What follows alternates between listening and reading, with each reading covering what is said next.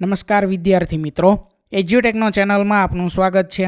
આજે આપણે ધોરણ 8 વિષય સામાજિક વિજ્ઞાનમાં પ્રકરણ નંબર 11 ખેતી તેના તમામ પ્રશ્નોના જવાબની સમજ મેળવીશું। તો પ્રકરણ 11માં સૌથી પહેલાં છે પ્રશ્ન નંબર 1, જેની સૂચના છે નીચે આપેલા વિધાનોમાંથી યોગ્ય વિકલ્પ પસંદ કરી જવાબ આપો।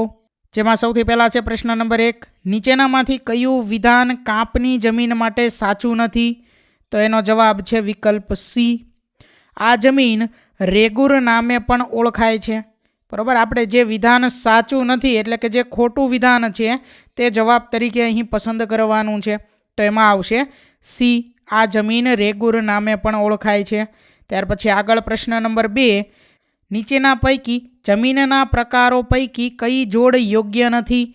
તો એનો જવાબ છે વિકલ્પ સી, રણ પ્રકારની જમીન ભેજવાળા વિસ્તારોમાં જોવા મળે છે।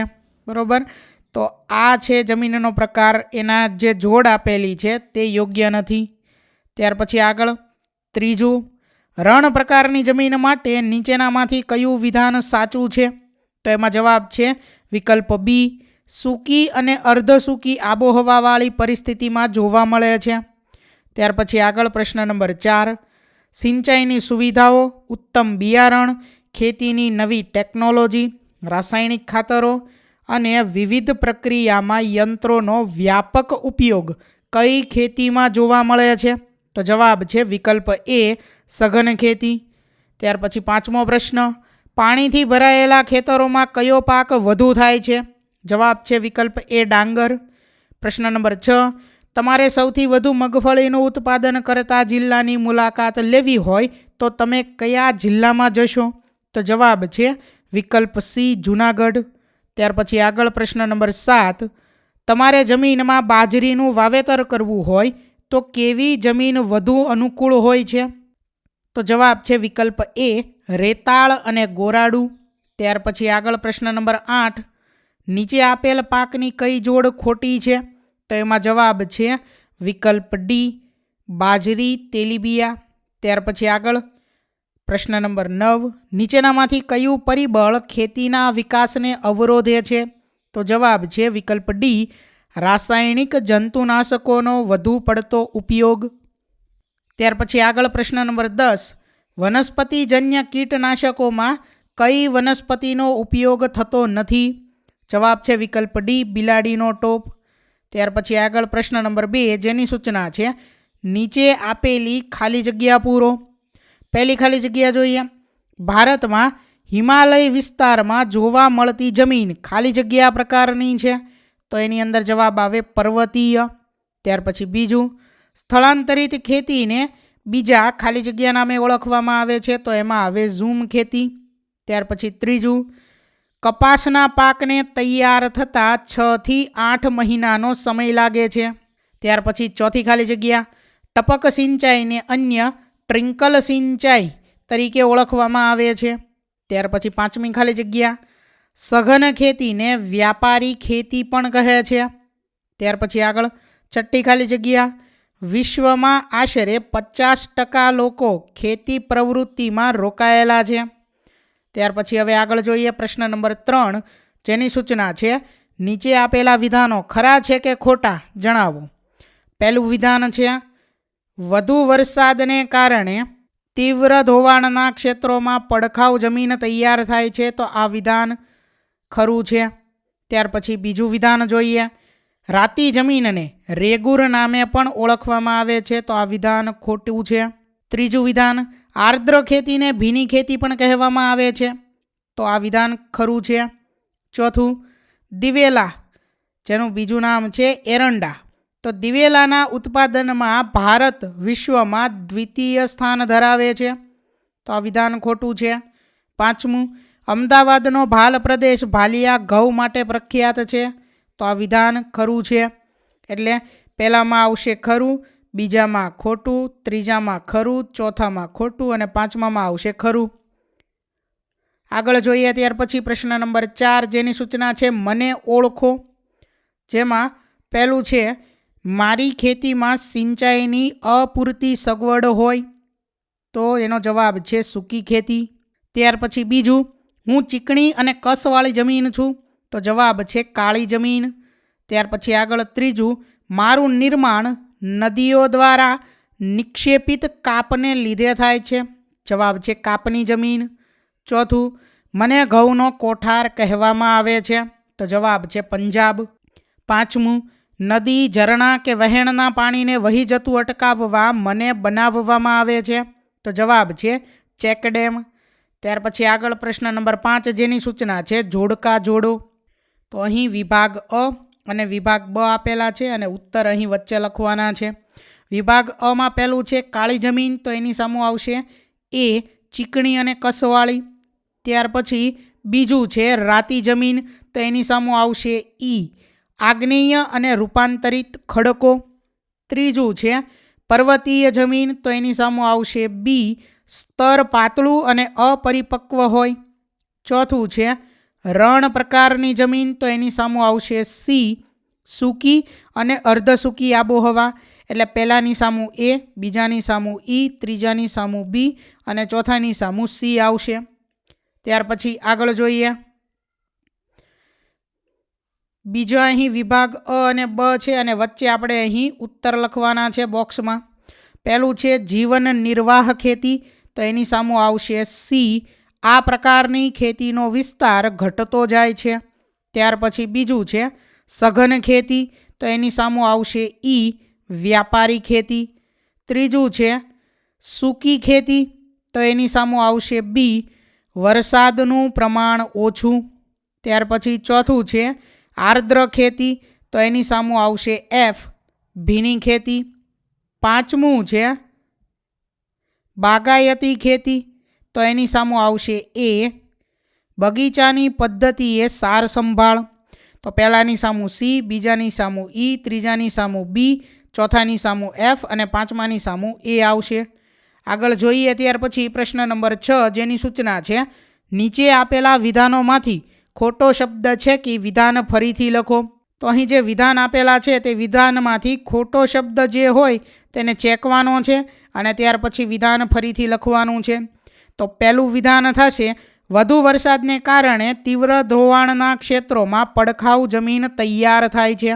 એવી રીતે બીજું વિધાન આવશે જ્યાં પાણીનો સંગ્રહ થતો હોય તેવી નીચાણવાળી જમીનમાં પાણી સુકાઈ ગયા બાદ સૂકી ખેતી થાય છે.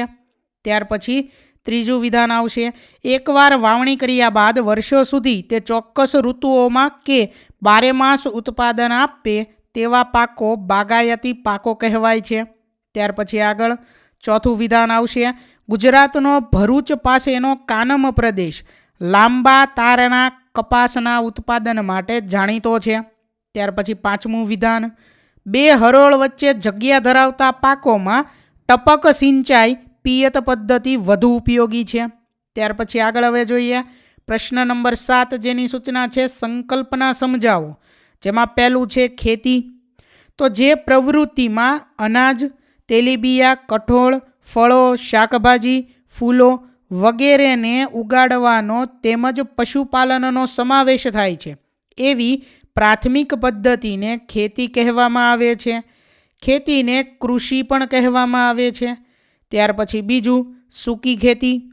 જ્યાં વરસાદ ઓછો પડે છે, સિંચાઈની સગવડો પણ અલ્પ છે અને ચોમાસામાં જ્યાં પાણીનો સંગ્રહ થતો હોય તેવી નીચાણવાળી જમીનમાં પાણી સુકાઈ ગયા પછી જે ખેતી થાય છે તેને સૂકી ખેતી કહેવામાં આવે છે. ત્યાર પછી આગળ ત્રીજું છે સ્થળાંતરીય ખેતી. તો એમાં આપણે લખી શકીએ કે જંગલોના વૃક્ષોને કાપીને તેને સળગાવીને જમીન સાફ કરી રાખને જમીનમાં ભેળવીને ખેતી કરવામાં આવે છે.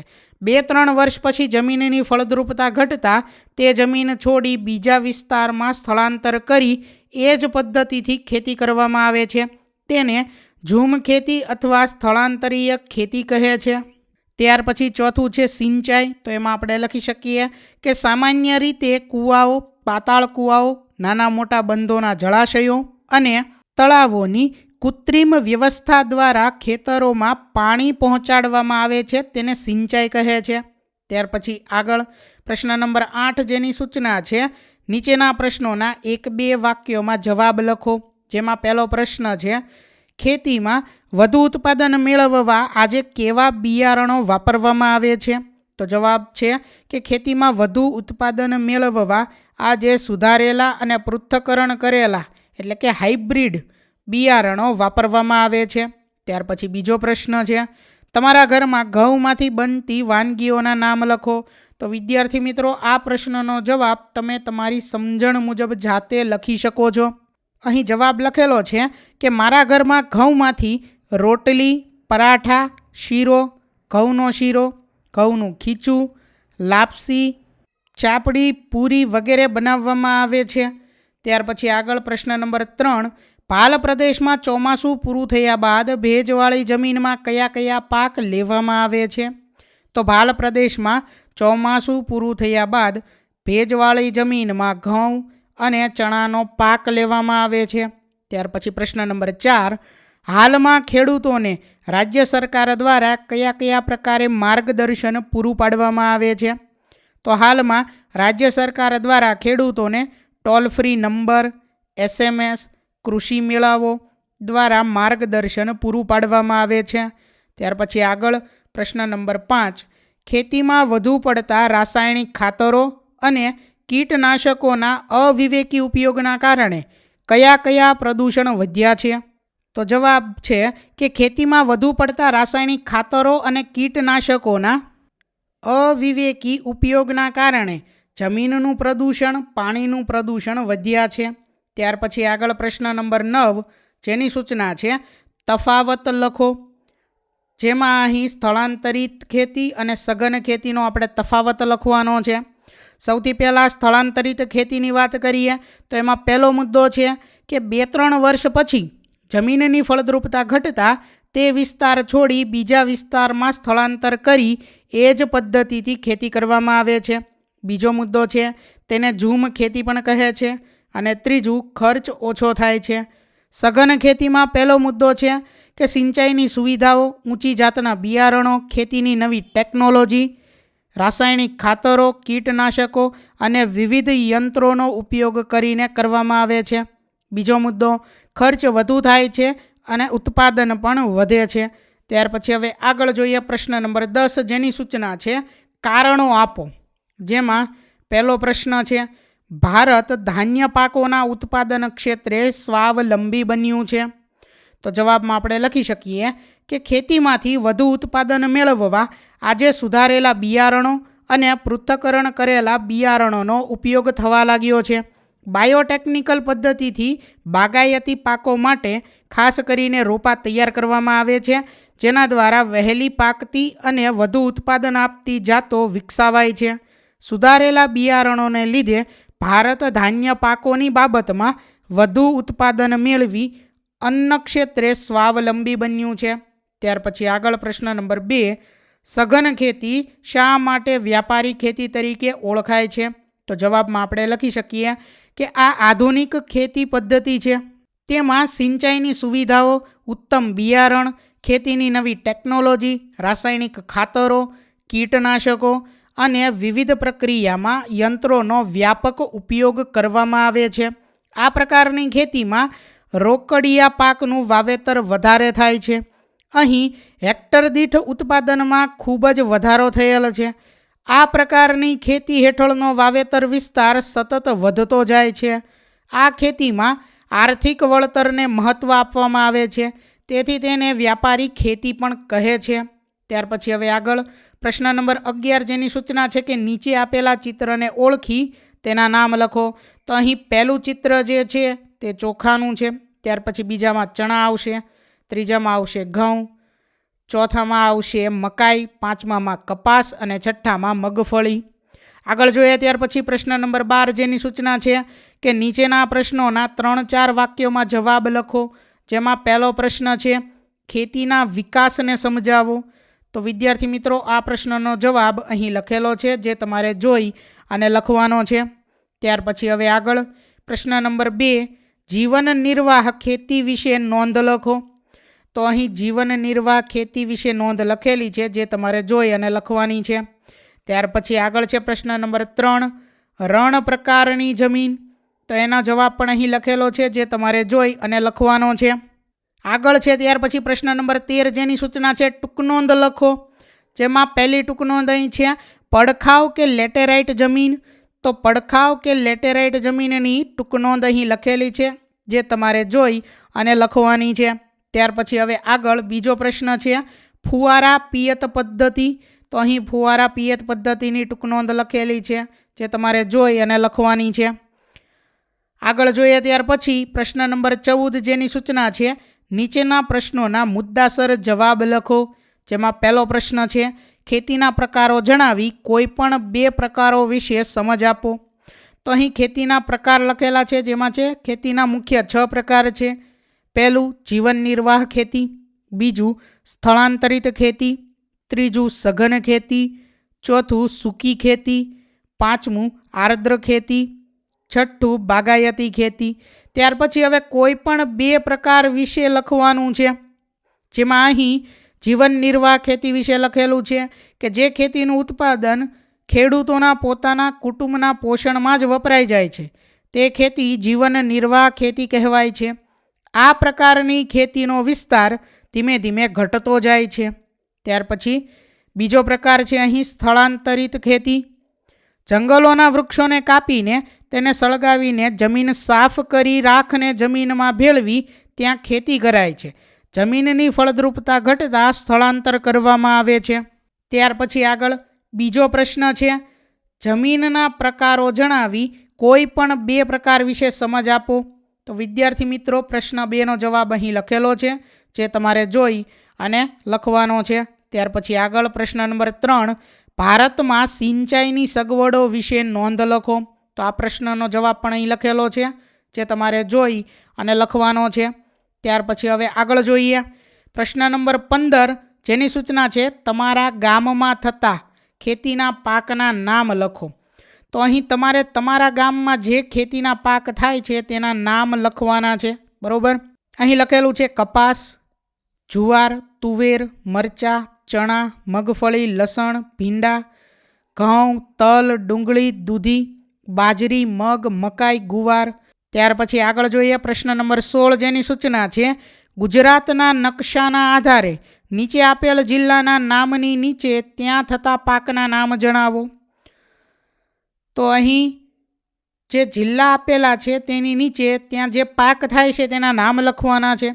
પહેલું અહીં આપેલું છે જૂનાગઢ, તો એની નીચે ત્યાં થતા પાકમાં આપણે લખી શકીએ મગફળી, દિવેલા, શેરડી. ત્યાર પછી છે અમદાવાદ, તો એમાં લખી શકીએ ઘઉં, ડાંગર, કપાસ. ત્યાર પછી પાટણ, તો ઘઉં, દિવેલા, કપાસ. કચ્છ, તો એની અંદર આવશે બાજરી. સુરત, તો એમાં આવશે ડાંગર, શેરડી. ત્યાર પછી હવે આગળ જોઈએ પ્રશ્ન નંબર 17 જેની સૂચના છે કે તમારા શિક્ષકની મદદથી ખેતી વિશે નીચે મુજબ પ્રોજેક્ટ બનાવો. તો આ એક પ્રોજેક્ટ કાર્ય છે જે તમારે જાતે કરવાનું છે, બરાબર.